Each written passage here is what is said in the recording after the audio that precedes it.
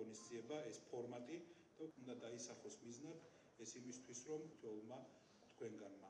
მე მინდა ინტერესო ეს ღონისძიება.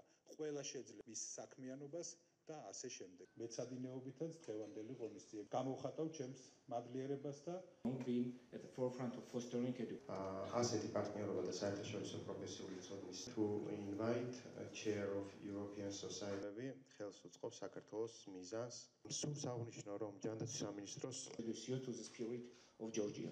Our country is often called the cradle of wine. All across Europe.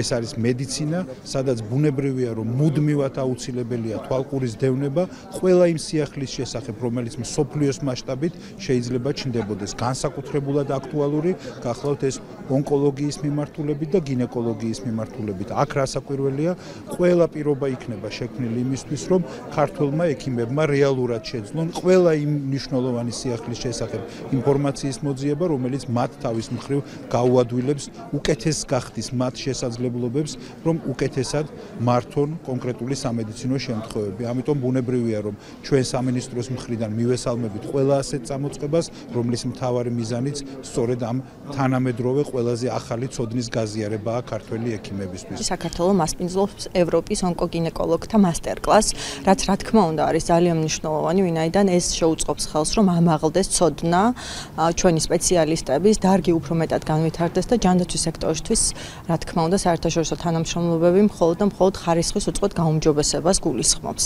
Tbilisi has become the center of the European gynecologic oncology.